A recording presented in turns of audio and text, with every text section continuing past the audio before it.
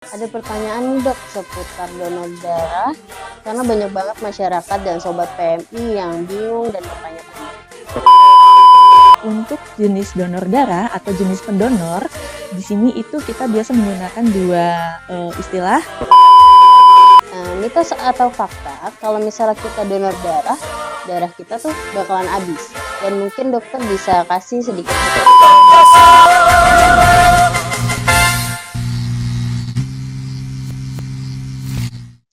Halo Sobat PMI, selamat datang di podcast PMI Kota Bekasi, ruang ngobrol santai bermakna seputar kemanusiaan, donor darah, dan cerita-cerita menginspirasi. Hari ini kita akan membahas topik yang sering banget nih bikin orang penasaran. Kenapa sih donor darah gratis? Tapi pas kita butuh darah, berbayar. Yuk kita kupas tuntas bareng narasumber hari ini, Dr. Tania. Halo dok, apa kabar? Halo, apa kabar? Nah, karena dokter udah di sini, boleh dong perkenalan dulu nih. Dokter itu sebagai apa sih di UDD PMI Kota Bekasi? Baik, terima kasih ya Kak. Perkenalkan, nama saya Dr. Tania Aryadi, saya spesialis patologi klinik, dan saat ini saya bekerja sebagai dokter pengelolaan darah di PMI Kota Bekasi. Oke, ada pertanyaan nih dok seputar donor darah, karena banyak banget masyarakat dan sobat PMI yang bingung dan bertanya-tanya. Kenapa sih dok disebut donor darah sukarela dan apa peran PMI dalam pengelolaan darah? Ya, oke. Mungkin pertama saya mau jelaskan dulu ya, untuk jenis donor darah atau jenis pendonor, di sini itu kita biasa menggunakan dua istilah, yaitu ada donor sukarela dan ada yang namanya donor keluarga. Nah, donor sukarela ini adalah yang paling banyak yang kita terima. Donor sukarela adalah pendonor yang memang dia datang dengan sukarela tanpa paksaan dari siapapun dan tanpa mengharapkan adanya imbalan atau iming-imingan dari siapapun. Seperti itu. Jadi memang donor yang memang sukarela untuk membantu sesama dalam menyelamatkan nyawa. Seperti itu. Oke, apa nih peran PMI dalam pengelolaan darah dok? Iya. Untuk PMI sendiri itu memang adalah suatu unit pengelolaan darah, di mana fungsi dari unit pengelolaan darah itu dimulai dari perencanaan pendonor atau kantong darah yang diperlukan bagi pasien di wilayah kerjanya. Nah, kita itu bertugas satu, mungkin kita mulai dari perencanaan jumlah kebutuhan darah yang diperlukan. Kemudian kita merencanakan dan kita mencari pendonor yang diperlukan untuk memenuhi kebutuhan tersebut. Kemudian setelah kita mendapatkan pendonor, tentu kita akan melakukan suatu penyeleksian, di mana kita akan memilih pendonor yang sehat dan dapat melakukan kegiatan donor darah. Kemudian sudah melalui tahap seleksi, kita akan melalui suatu pengelolaan darah sehingga darah yang tadinya dalam bentuk utuh, kita bisa memisahkan dalam komponen-komponen tertentu yang nantinya akan dibutuhkan oleh pasien-pasien yang berada di wilayah kerja PMI Kota Bekasi. Kemudian setelah kita melakukan pengelolaan dan kita mendapatkan komponen darah tersebut, kita akan melakukan pemisahan uji IMLTD atau infeksi menular lewat transfusi darah, di mana darah-darah tersebut memang dinyatakan adalah darah sehat dan bebas dari beberapa parameter penyakit. Kemudian setelah itu kita akan melakukan proses penyimpanan darah dan kita bisa melakukan proses pendistribusian kantong darah tersebut kepada yang membutuhkan. Oke, oke, berarti kalau misalnya stok darah di PMI Kota Bekasi ini lagi kosong, keluarga bisa bawa donor pengganti ya dok Nah, Nadia? betul, seperti itu. Itu juga disebut dengan namanya donor keluarga. Oh betul. Apa aja sih dok yang dilakuin PMI ketika menerima darah dari pendonor sukarela? Mungkin teman-teman di luar sana mau tahu nih kenapa sih kita butuh darah untuk transfusi tapi berbayar? Iya, seperti seperti yang tadi sudah saya sampaikan di awal, bahwa memang ada suatu tahapan atau proses-proses yang perlu dilalui oleh darah tersebut sehingga menjadi darah yang layak atau darah sehat dan aman untuk diberikan kepada pasien. Tentunya itu semua butuh alat dan sarana-prasarana yang mendukung, di mana sarana dan prasarana tersebut memang butuh biaya untuk melengkapinya, seperti itu. Nah, seperti yang tadi contohnya adalah uji IMLTD, di mana kita akan melakukan pemeriksaan terhadap 4 parameter penyakit, yaitu seperti HIV, sifilis, hepatitis B, dan hepatitis C. Nah, di sini alat yang digunakan, reagen yang digunakan, bahan-bahan yang digunakan tentunya butuh biaya. Kemudian tahap selanjutnya adalah bagian komponen. Di sini kita akan melakukan pemisahan dari darah utuh menjadi komponen-komponen yang dibutuhkan oleh pasien, seperti itu. Nah, tentunya dalam proses pemisahan ini butuh sarana dan prasarana juga yang berbiaya. Kemudian pada saat setelah menjadi kantong darah akan dilanjutkan pada proses selanjutnya yaitu proses rilis. Di sini kita akan memastikan kembali darah-darah tersebut memang aman dan layak dan baik untuk diberikan kepada pendonor, kepada pasien. Kemudian setelah proses rilis, kita akan melakukan penyimpanan darah di blood bank sampai darah tersebut dapat dikeluarkan bila ada kebutuhan. Nah, itu juga butuh biaya. Semua ini selain biaya tentunya ada tenaga medis atau tenaga paramedis yang memang profesional di bidangnya dan tentu ini butuh biaya untuk tindakannya seperti itu. Oke, nah teman-teman, sekarang udah tahu kan kenapa alasan kita tetap berbayar saat membutuhkan darah? Ternyata tuh ada pemeriksaan di lab PMI Kota Bekasi untuk sampai ke pasien nanti darahnya.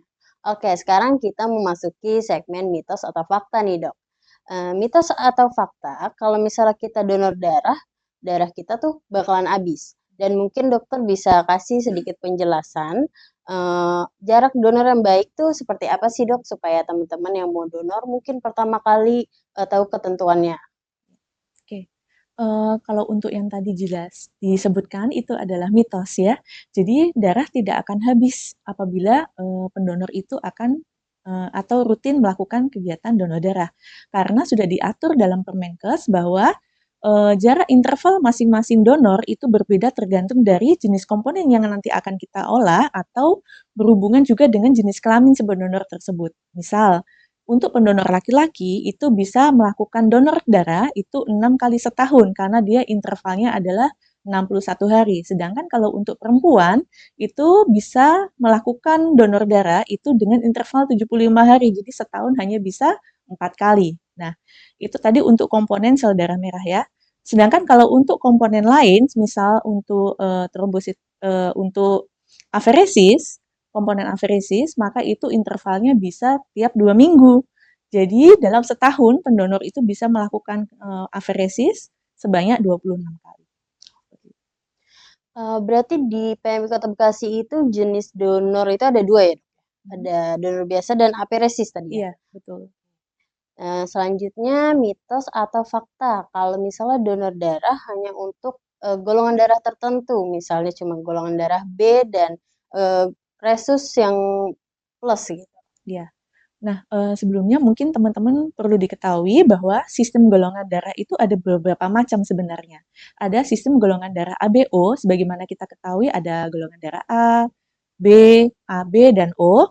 Kemudian ada namanya sistem golongan darah resus, yang teman-teman tahu adalah resus positif atau resus negatif. Ini sebenarnya adalah sistem golongan darah yang paling banyak kita gunakan, dan memang semuanya itu sebenarnya banyak dibutuhkan di Indonesia, terutama ya.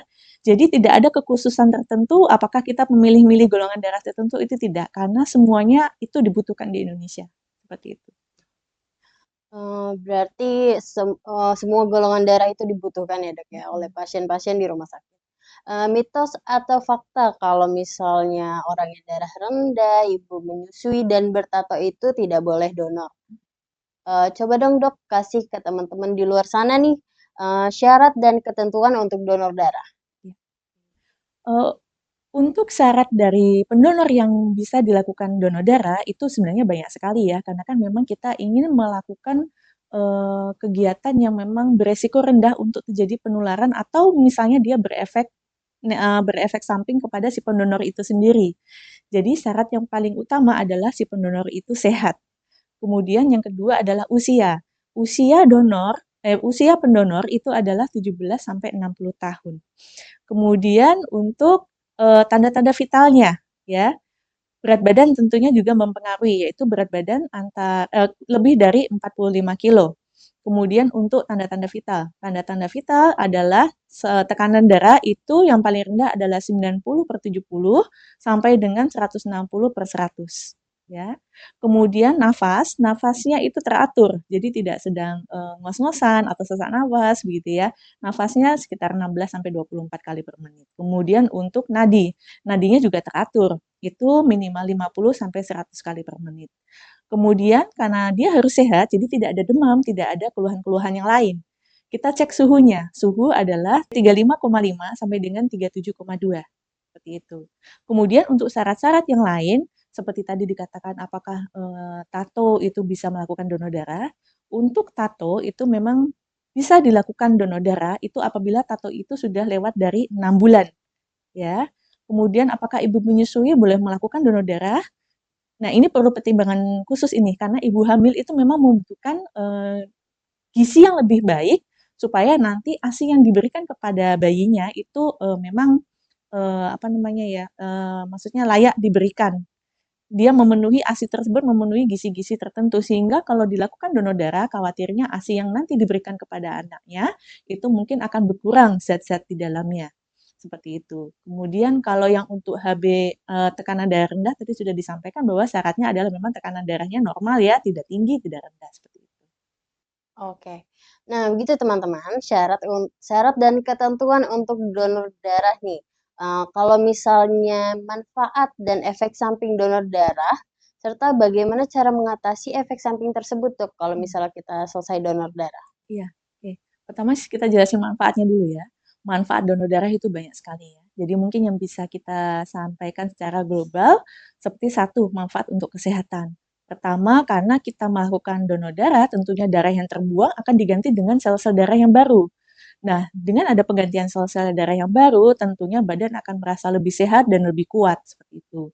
Kemudian ini juga baik untuk jantung, karena jantung akan memompa, sel-sel, apa namanya, kebutuhan darah sehingga, alirannya akan menjadi lebih baik.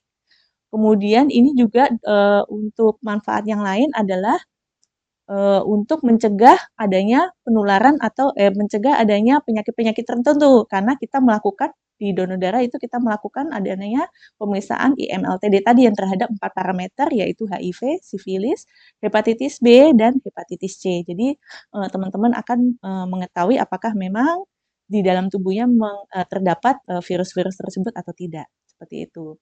Kemudian untuk efek sampingnya nih, nah, untuk efek samping sendiri memang ada beberapa populasi yang memang berisiko untuk memang terjadinya, efek samping. Meskipun pada saat kita sudah melakukan seleksi, pendonor itu tujuannya juga untuk mengurangi efek-efek yang tidak kita inginkan. Nah, populasi yang memang beresiko tinggi untuk jadinya efek samping itu misalnya pada pendonor yang baru pertama kali, kemudian pada yang usia muda atau usia tua, kemudian pada, perempuan, begitu. Nah, efek samping yang mungkin muncul itu mungkin paling banyak seperti rasa berdebar-debar, keringat dingin, sesak, mual, atau mungkin yang lebih berat seperti dia pingsan atau bahkan kejang, ya. Nah, bagaimana cara mengatasi hal-hal atau efek samping yang tidak diinginkan tersebut? Dengan adanya seleksi tadi, kita berharap pendonor itu mengatakan yang sejujurnya, ya, kondisi badannya seperti apa. Apakah memang memiliki penyakit medis tertentu atau bagaimana. Kemudian kita akan melakukan, suatu proses pengambilan darah yang mungkin nyaman, senyaman mungkin sehingga donor tidak tegang, seperti itu. Karena kalau tegang juga kan berpengaruh di efek psikologis. Ya, kemudian kami juga sarankan pendonor itu untuk makan 3 jam sebelum kegiatan donor sehingga perut tidak dalam keadaan kosong, ya. Setelah itu istirahat yang cukup supaya pendonor tidak merasa lelah dan badannya cukup kuat untuk melakukan kegiatan donor darah. Wow, banyak banget ya manfaatnya. Oke teman-teman, itu dia penjelasan dari dokter terkait pertanyaan atas kebingungan kalian nih. Kenapa butuh darah itu berbayar dan syarat ketentuan untuk donor darah sendiri yang mungkin bisa kalian mengerti dan pahami ya teman-teman. Oke, kita sudah di penghujung acara podcast hari ini. Sobat PMI, donor darah adalah bentuk solidaritas tertinggi. Kita tidak pernah tahu kapan kita membutuhkan darah untuk orang terdekat kita. Dengan menjadi pendonor darah rutin, kita ikut jadi pahlawan untuk menyelamatkan nyawa sesama. Kalau suatu hari nanti teman-teman membutuhkan darah dan dikenakan biaya, kalian harus tahu bahwa PMI bukan menjual darah. Biaya tersebut adalah biaya pengganti pengelolaan darah serangkaian proses yang kita lakukan agar aman untuk diterima oleh tubuh kita. So, jangan lupa donor darah dan mari bantu edukasi masyarakat seputar donor darah. Terima kasih sudah mendengarkan podcast PMI Kota Bekasi. Sampai ketemu di episode berikutnya. Tetap sehat, tetap peduli, tetap berani untuk kemanusiaan. Jangan lupa follow Instagram kami di Bekasi PMI Kota dan UTD Bekasi _official. Dan jangan lupa subscribe channel YouTube kita di podcast PMI Kota Bekasi. See you di next video. Bye!